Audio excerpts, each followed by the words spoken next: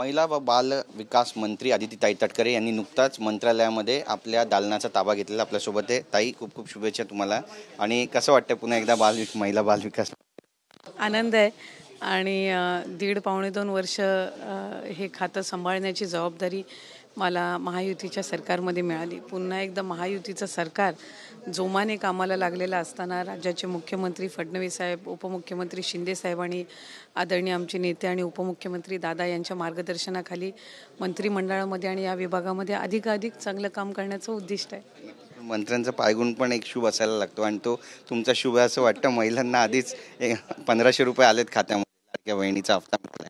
नाही, खरं तर एका बाजूला जर आपण सकारात्मक दृष्टिकोन ठेवला तर निश्चितपणाने एक वेगळ्या पद्धतीनं आपण काम करू शकत असतो. पण मी स्वतःला म्हणजे भाग्यशाली समजते की मंत्री म्हणून काम करण्याची संधी तर मिळालीच, पण कधीही मंत्रिमंडळामध्ये काम करत असताना मुख्यमंत्री असतील, दोन्ही उपमुख्यमंत्री असतील, यांनी कुठेही विभागाकडे दुर्लक्ष केलं नाही. उलट अधिकाधिकच संधी देऊन कसा हा विभाग अजून मुख्य प्रवाहात आणता येईल, महिलांना कसं मुख्य प्रवाहात आणता येईल, ही संधी त्या निमित्ताने दिली आणि त्या संधीचं एक सोनं करण्याचा प्रयत्न विभाग म्हणून आम्ही केला. त्याचे पडसादही सकारात्मक उमटले.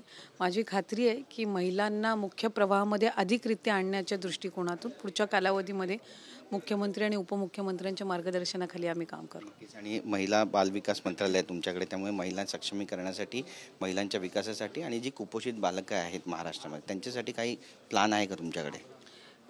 2-3 गोष्टी ज्याच्यावर आम्ही अधिकाधिक यावेळेला लक्ष केंद्रित करणार आहोत ते महिलांची फायनान्शियल लिटरसी त्यांच्यामध्ये आणणं असेल. योजना तर आम्ही त्यांना दिलेली आहे, पण फायनान्शियल लिटरसी एक त्यांच्यामध्ये आणणं, साक्षरता त्यांच्यामध्ये तयार करणं आर्थिकरित्या, तो एक भाग आहे. दुसरा भाग एकात्मिक बालविकासाच्या अंतर्गत ग्रामीण भागातील जे कुपोषण आहे किंवा ज्या जिल्ह्यांमध्ये कुपोषण अधिक प्रमाणामध्ये आहे तिथं आम्ही कॉन्सन्ट्रेट करणार आहोत आणि शहरी भागामध्ये सुद्धा जास्तीत जास्त लक्ष केंद्रित करून शहरी भागातील जी कुपोषित बालकं आहेत किंवा एक म्हणजे त्याच्यामध्ये दोन्ही ओबेसिटी असेल किंवा कुपोषण असेल, या दोन्ही गोष्टींकडे अधिकाधिक लक्ष देण्याच्या दृष्टिकोनातून आम्ही काही निर्णय घेतलेले आहेत. आजसुद्धा पहिला निर्णय आम्ही त्या संदर्भातला घेतलेला आहे. ग्रामीण भागासहित शहरी भागामध्ये एक सकारात्मक आणि एक पाऊल उचलण्याच्या दृष्टिकोनातून आणि त्याचबरोबर ज्या आमच्या मुख्य सेविका आहेत त्यांच्या पदांच्या संदर्भामध्ये सुद्धा आज एक निर्णय घेण्यात आलेला आहे. त्यामुळे सकारात्मक पद्धतीनं आज विभागाचा पदभार स्वीकारत असताना कामाची सुरुवात झालेली आहे. विरोधकांना काही सल्ला देऊ इच्छिता? बरीच टीका केली तुमच्या योजनेवर, लाडक्या बहीण योजना बंद होईल, महिलांना पैसे मिळणार नाहीत आणि बहिणींच्या नवऱ्यांना दारुड्या बनवण्याचा सरकारचा कुठेतरी डाव दिसतोय, अशा पद्धतीची पण टीका झाली. काय सांगाल? जितकी त्यांनी टीका केली तितकं सकारात्मक पद्धतीनं आणि अजून जोमाने आम्ही कामाला लागलो आणि त्याचे पडसादसुद्धा एक सकारात्मक आपल्याला पाहायला मिळाले. महिला खास करून जर आपण बघितलं तर महिलांमध्ये या योजनेसंदर्भातला एक आनंद आहे. त्यांना एका गोष्टीची कुठे ना कुठेतरी एक कमतरता जाणवत होती, ती म्हणजे की योजना अनेक आहेत पण महिलांना आर्थिकरित्या सक्षम करणारी ही पहिली योजना ठरलेली आहे, ज्याचा एक आनंद त्यांच्यामध्ये पाहायला मिळतो आणि तो आनंद त्यांनी मतदानाद्वारे व्यक्त केलेला आहे. आणि जो आनंद त्यांनी व्यक्त केला आहे किंवा जो विश्वास त्यांनी 3 लाडक्या भावांवर दाखवलेला आहे, महायुतीच्या सरकारवर दाखवलेला आहे, त्या विश्वासाला कधी आम्ही तडा जाऊ देणार नाही. मुद्दे की बाहेर पुढचा हप्ता कधी येणार? डिसेंबरच्या म्हणजे ह्या महिन्याच्या अखेरीसपर्यंत डिसेंबर महिन्याचा जो हप्ता आहे हा वितरित होणार आहे. त्यामुळे साधारणपणे काल 24 तारखेला आम्ही त्याची सुरुवात केली. काल सुट्टीचा दिवस होता. आज पुन्हा एकदा ती प्रक्रिया सुरू झालेली आणि पुढच्या 3-4 दिवसामध्ये डिसेंबर महिन्याचा जो हप्ता आहे तो ज्या लाभार्थी महिला आहेत, गेल्या वेळेला 9 ऑक्टोबरला 2,34,00,000 महिलांपर्यंत आम्ही पोचलो होतो. आता त्याच्यामध्ये आणखीन भरच होणार आहे, कारण ज्या आधार सीडिंग झालेल्या नव्हत्या त्या कार्यकाळामध्ये त्यांनासुद्धा आम्ही DBTची सुरुवात केलेली आहे. त्याच्यामुळे डिसेंबरचा हप्ता तर पोचेलच आणि मग नवीन वर्षाचा जानेवारी महिन्यातला सुद्धा ज्या वेळेला मुख्यमंत्री महोदय त्या संदर्भातल्या सूचना किंवा मंत्रिमंडळाच्या बैठकीमध्ये ठरेल जी तारीख, त्या तारखेला जानेवारी महिन्याचा सुद्धा हप्ता त्यांच्यापर्यंत पोचेल. पालकमंत्री कधी होत आहेत?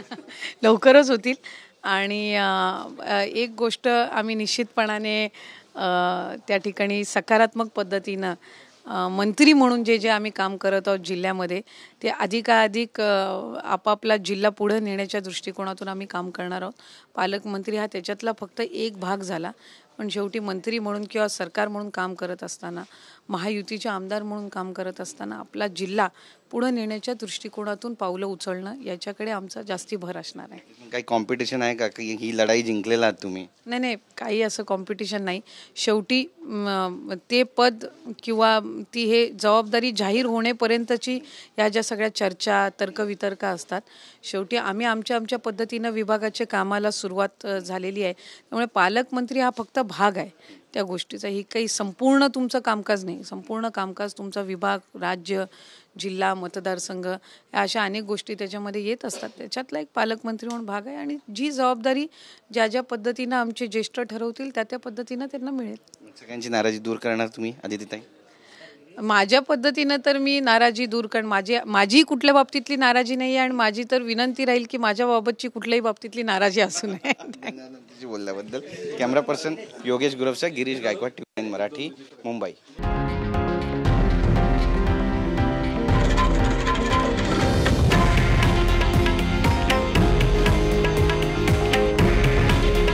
हे आहे देशातील नंबर 1 न्यूज नेटवर्क आणि आपण पाहत आहात TV9 मराठी.